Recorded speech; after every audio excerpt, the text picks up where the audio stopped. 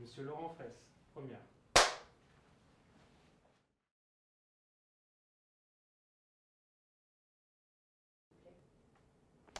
Bonjour, je m'appelle Laurent Fraisse, je suis sociologue, membre associé au laboratoire interdisciplinaire pour la sociologie économique, CNAM CNRS à Paris.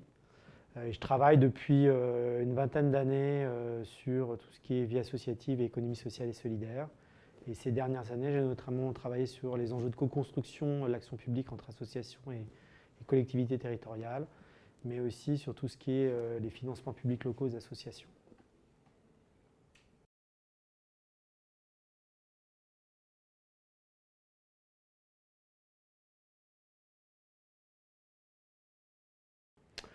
Alors l'intérêt de travailler à l'IFMA, c'est ce lieu carrefour et intermédiaire entre à la fois monde académique et acteurs associatifs.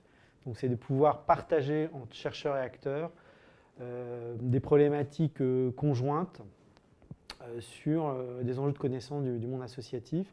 C'est aussi une manière de capitaliser, de mettre en visibilité des travaux sur les associations que font les chercheurs, mais qui sont très fragmentés.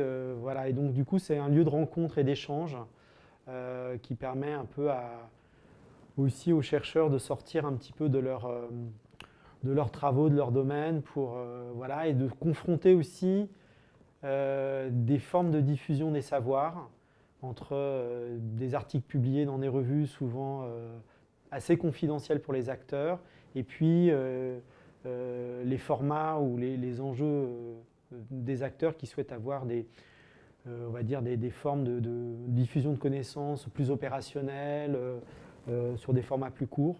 Voilà. Et puis il y a des enjeux méthodologiques d'échange autour de notamment tous les enjeux de recherche participative, de coproduction des savoirs entre chercheurs et acteurs, sur lequel l'IFMA en fait invite notamment les chercheurs à mieux expliquer leur posture et leur méthode.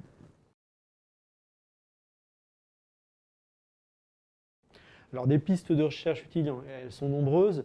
Moi, en fait, ma contribution à l'IFMA, donc je suis à la fois membre du conseil scientifique et en même temps, j'ai copiloté avec Brigitte Giraud un groupe de travail fait associatif et territoire et qui peut donner une idée de comment fonctionne l'Institut français du monde associatif. On a fait trois réunions de travail qui ont réuni à chaque fois chercheurs et acteurs et responsables associatifs. Et effectivement, on a identifié, défriché que les relations entre faits associatifs et territoires étaient insuffisamment vraiment investies en tant que telles par les recherches. Et si on peut citer deux, trois enjeux, le premier, c'est quel est le territoire des associations et est-ce qu'on peut, en tension entre le territoire, on va dire, institutionnel, administratif, des collectivités et des financeurs. Mais finalement, ça, il y a des travaux là-dessus, sur les isomorphismes, on va dire, territoriales qu'induisent finalement les pouvoirs publics. Mais finalement, quel territoire produisent les associations par leur activité, par leur action collective. Là, il y a beaucoup moins de travaux. Donc on appelle à une sorte de changement de paradigme, de dire est-ce qu'on peut penser le territoire à partir de l'activité associative. Donc ça, c'est un enjeu de connaissance qui nous semble à travailler. Et on a un autre enjeu, c'est un enjeu de faire de la variable territoriale une variable vraiment de compréhension de la diversité associative. Et là, il y a des typologies à faire pour comprendre vraiment on va dire, la territorialisation des associations, entre des associations, on va dire, locales de quartier, dont l'identité est vraiment le quartier, la ville, le village, des associations qui ont un rayonnement plus stratégique et qui vont pouvoir avoir un rayon d'action à l'échelle d'une métropole, voire d'une région, et puis aussi des associations extraterritoriales qui agissent France entière et qui parfois viennent intervenir sur des territoires sur lesquels elles n'ont aucun ancrage historique.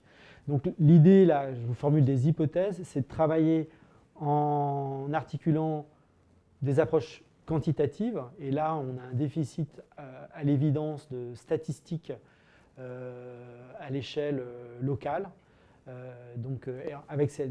sur cette variable territoriale. Et puis des approches plus qualitatives à partir d'études de cas pour comprendre un peu les trajectoires associatives par rapport au territoire. Voilà, donc ça c'est un deuxième enjeu. Un dernier enjeu qu'on peut aussi citer, c'est un enjeu effectivement de la capacité du monde associatif, comment le monde associatif s'organise au niveau territorial. Parce que historiquement, le monde associatif a été construit par des grandes fédérations, on va dire, sur des secteurs d'activité. Et on voit bien que l'échelle territoriale reconfigure les collectifs, les modes de représentation de manière plus intersectorielle. Et donc là, il y a un enjeu de comprendre comment le territoire et les nouvelles formes d'organisation collective à l'échelle des territoires des associations.